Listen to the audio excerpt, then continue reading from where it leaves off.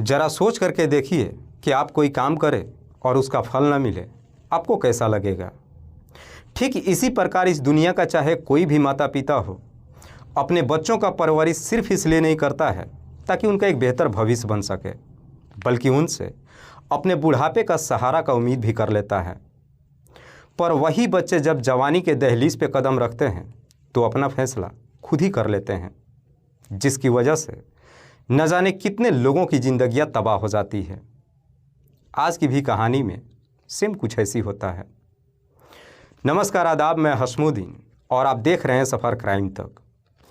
आज की जो सच्ची घटना मैं आपको सुनाने वाला हूं, ये घटना है महाराष्ट्र प्रदेश की। महाराष्ट्र का एक शहर पड़ता है सोलापुर और इसी सोलापुर का एक थाना पड़ता है मंगलमेढ़ा। मंगलमेढ़ा थाने के अंतर्गत एक गांव आता है बोराले, और इसी बोराले गांव का रहने वाला बाला साहेब बिरजदार। बाला साहब के माँ का नाम है मालन। बाला साहेब जो अपने माँ के साथ ही रहता है। बात कर रहा हूँ मैं 5 अक्टूबर 2018 की सुबह के करीब 9 बजे के आसपास, जब बाला साहब की माँ किचन में चाय बनाने के लिए जाती है तो देखती है कि किचन में 2 लेटर पड़ा है जिस पे कुछ लिखा हुआ था। दरअसल बाला साहब की माँ अनपढ़ थी, इसीलिए वो दोनों लेटर ला करके अपने बेटे बाला साहब को देती है और कहती है कि देखना ये लेटर किसका है और इसमें क्या लिखा हुआ है। बाला साहब जब उस लेटर को पढ़ता है तो पढ़ने के बाद उसके चेहरे पे पसीने आने लगता है। इस तरह का हालात जब उसकी माँ देखती है, बड़ी हड़बड़ाहट में अपने बेटे से पूछती है कि किसका लेटर है और इसमें क्या लिखा हुआ है। बाला साहब बड़ी मायूस होकर अपनी माँ को जवाब देता है कि ये लेटर किसी और का नहीं बल्कि मेरी ही भांजी अनुराधा की है। दरअसल अनुराधा इस लेटर में लिखी है कि उसे अपने जान की खतरा है, और अनुराधा को अपने जान की खतरा किसी और से नहीं बल्कि उसके अपने ही माता पिता से है। जैसे इस तरह की बातें अपनी माँ से कहता है, ये सुन करके बाला साहब की माँ भी एकदम से परेशान होती है, क्योंकि ठीक एक दिन पहले ही अनुराधा उनके घर से अपने पिता के साथ गई थी। अनुराधा के पिता का नाम है विठल बिरजदार। विठल जो सलगर गांव के रहने वाले हैं। जैसे इस तरह की बातें बाला साहब की मां को मालूम चलता है, वो काफ़ी परेशान होकर के अपने दामाद विठल के नंबर पर फ़ोन करती है और अनुराधा के बारे में पूछताछ करती है। लेकिन विठल कुछ ऐसी जवाब देता है जिसे सुन करके बाला साहब की मां को भी अपने कानों पर यकीन नहीं होता है। दरअसल विठल कहता है कि अनुराधा की रात्रि के वक्त ही मौत हो गई है और उसका हमने सुबह 4 बजे अंतिम संस्कार भी कर दिया है। इस मौत की वजह जब बाला साहब की मां विठल से पूछताछ करती है तो विठल कहता है कि दरअसल अनुराधा को डेंगू हो गया था, इसीलिए हमने इस बारे में किसी को जानकारी भी नहीं दिया। लेकिन विठल जब इस तरह की बातें अपनी सास से कहता है, ये सुन करके बाला साहब की मां को अपने कानों पर यकीन ही नहीं होता है।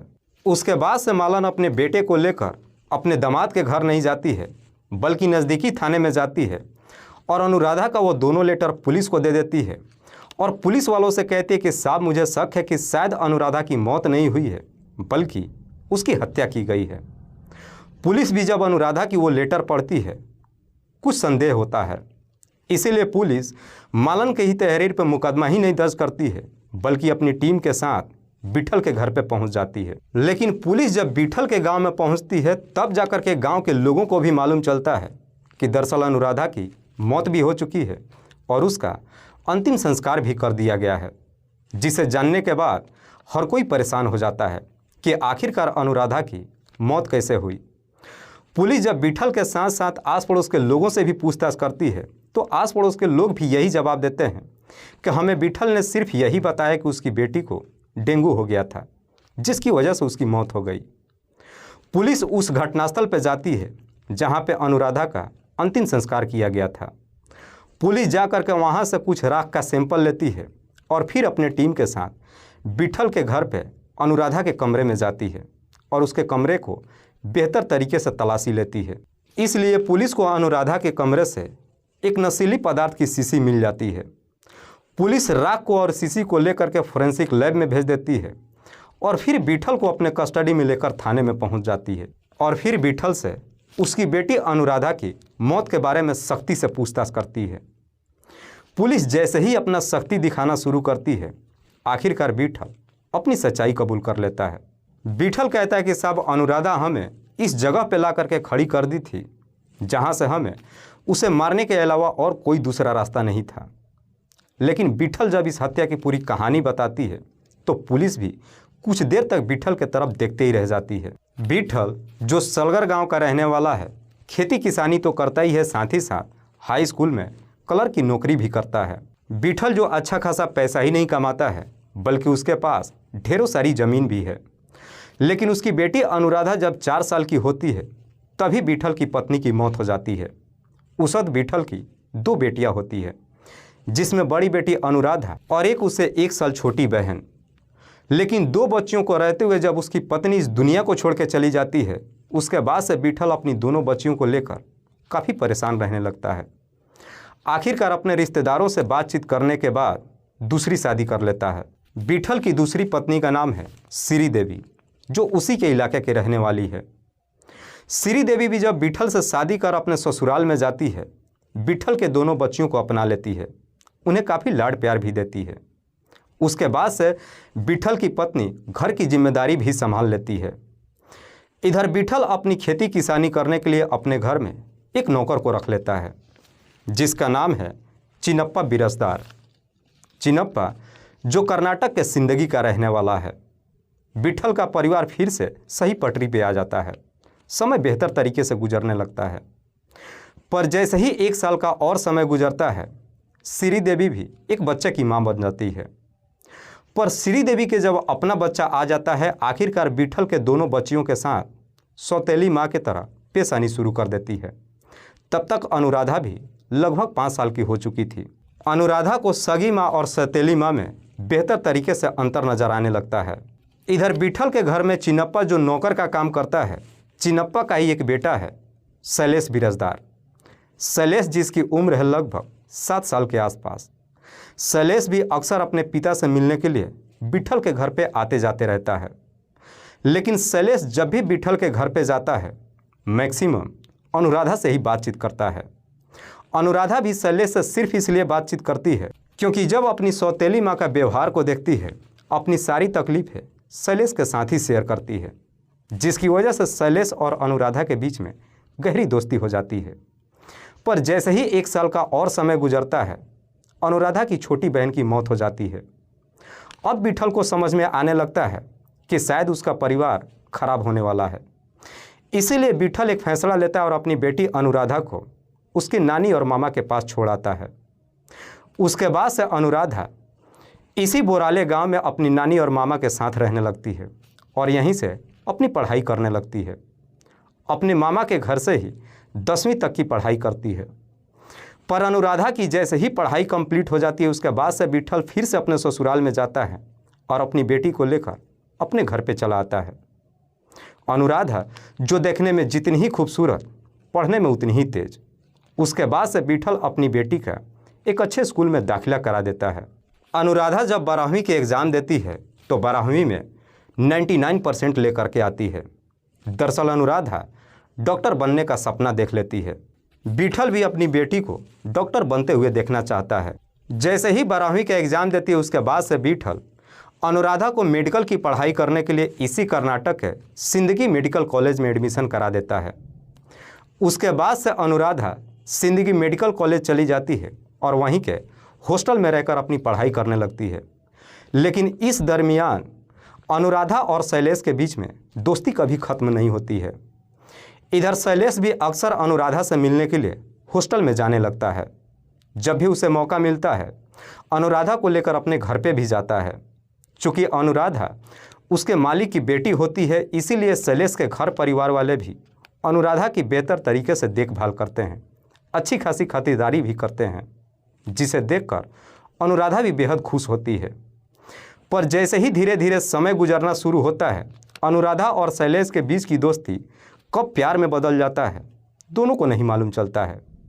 और आखिरकार अनुराधा और शैलेश के बीच में प्रेम प्रसंग शुरू हो जाता है।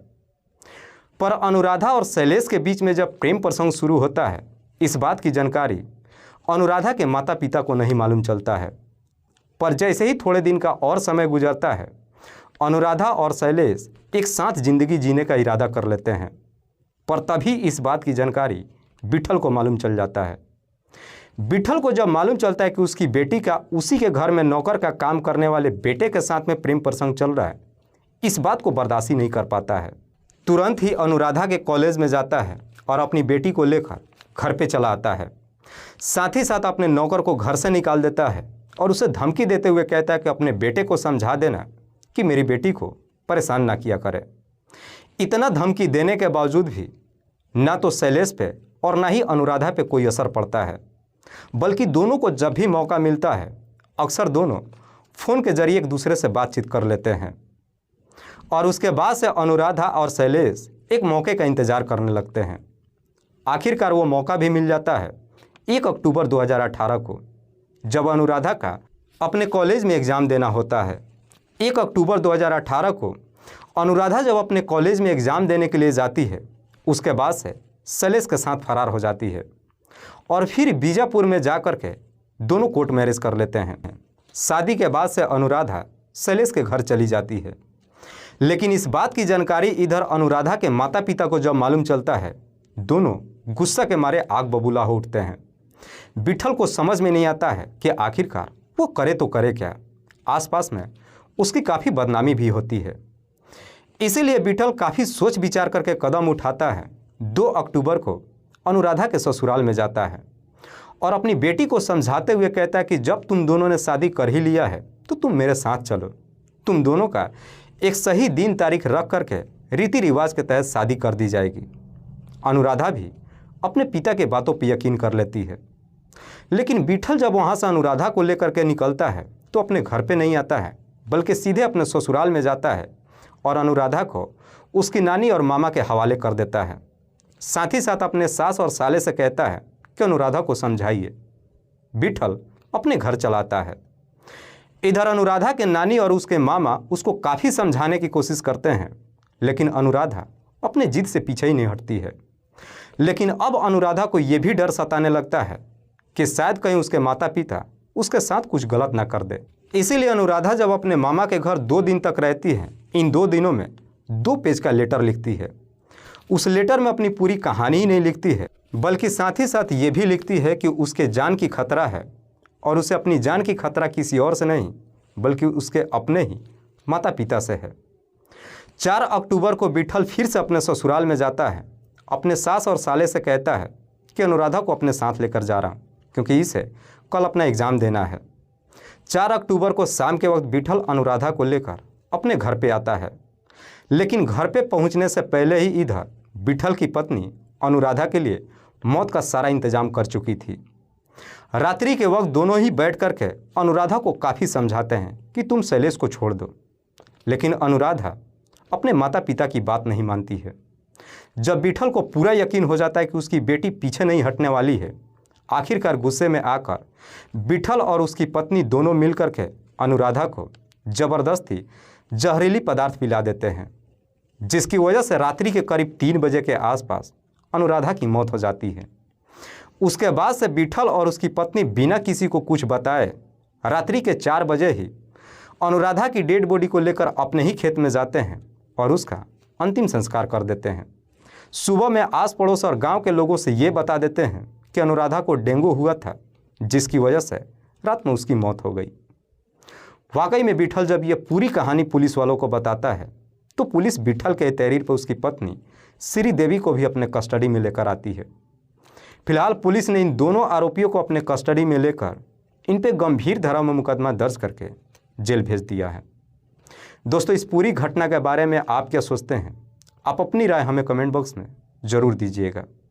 तब तक के लिए जय हिंद, जय भारत।